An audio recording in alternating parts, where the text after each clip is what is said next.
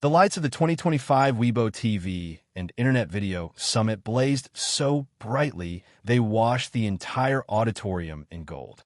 Celebrities moved like fluid shadows across the stage, sparkling under the cameras as fans screamed and reporters snapped photos in rapid bursts.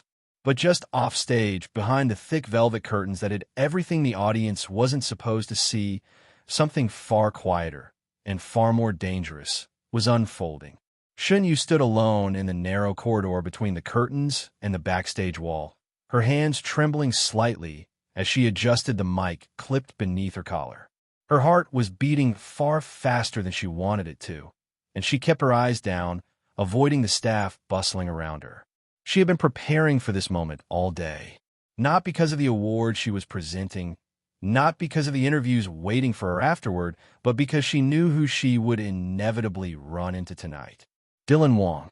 She had felt the tension tightening between them for months, a silent rupture, a growing distance heavy enough for even fans to notice. The two of them had gone from barely separated shadows to cold professionals in record time, each pretending nothing was wrong, each pretending the other didn't matter. But tonight, destiny didn't believe in distance. And that's why Shen Yue stood behind the curtain now, exhaling slowly, gripping her hands together to stop the shaking. She wasn't afraid of him. She was afraid of herself. "You're up in 2 minutes," a staff member told her gently. She nodded, but her voice didn't come out. She simply inhaled again, forcing calm into her expression. She had to keep it together. She had to act like she was fine. But everything fell apart the moment she heard footsteps approaching. Slow, steady, familiar. Dylan's footsteps. She didn't turn around. She didn't have to. She knew the sound instantly, the quiet confidence in each step, the deliberate pace that always announced his presence before he spoke. And then he was there, just behind her, just close enough for the air to shift, just close enough for her pulse to betray everything she'd been fighting to hide. "You." One word. Soft, low, measured. But it hit her like a memory she wasn't ready to relive. She closed her eyes briefly, then opened them again with practiced composure. "You should be on standby," she said, her voice even, steady. "You're presenting after me." "I know," he murmured. Silence stretched between them. Heavy, pressing, electric. He was standing just behind her, close enough for her to feel the heat of him, but not touching. Never touching. They weren't allowed to touch anymore. Not physically, not emotionally, not even accidentally. She took a small step forward, trying to put space between them, but Dylan moved too. Not aggressively, not intentionally, but instinctively, following her like a reflex he couldn't control. "You're avoiding me," he said softly. "Dylan, not now." Her throat tightened. "Please." "But it's the only time you ever let yourself stand still." Those words hit her differently. They held a kind of truth she hated, a truth that made her want to walk away faster than her legs would allow. She still didn't turn to look at him. She couldn't. Not when she knew that one glance would unravel everything. One of the staff members passed behind them, carrying cables. Someone else called out instructions from backstage. The crowd outside roared as another celebrity walked onto the stage. But behind this curtain, it felt like the world had narrowed to just two people who had unfinished business and unspoken words hanging dangerously between them. "Shen Yue," he said again, but this time the softness was gone. There was tension, strain, something almost pained. "Are you really not going to talk to me? Not even tonight?" She swallowed, her eyes fixed on the floor. "There's nothing to talk about." "You don't believe that." She pressed her hands together. "I have to go on stage soon." "That's not what I asked." She took a slow breath, steadying herself. "Dylan, if we're going to talk, we'll talk later. When there aren't cameras everywhere.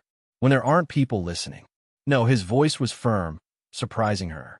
Later has become an excuse. Later never comes with you. Her heart squeezed painfully. He was right. Every time he tried to talk, she had postponed it. Every message she'd meant to reply to, she deleted. Every moment they could have discussed what went wrong, she avoided. She couldn't face him. Not when every look he gave her felt too close to something she wasn't ready to accept. Not when she feared the truth more than she feared the rumors. Suddenly, he moved, not toward her, just enough to stand beside her, both of them facing the curtain, the bright stage lights leaking through small openings in the fabric. They were inches apart now, and that was all it took for her composure to nearly fracture. Dylan folded his hands, exhaling slowly. You didn't even look at me tonight. You were surrounded by people. You always use people as a shield. She flinched. She didn't mean to, but she did. And Dylan caught it. His voice softened again. Just look at me. She shook her head. Dylan, don't do this.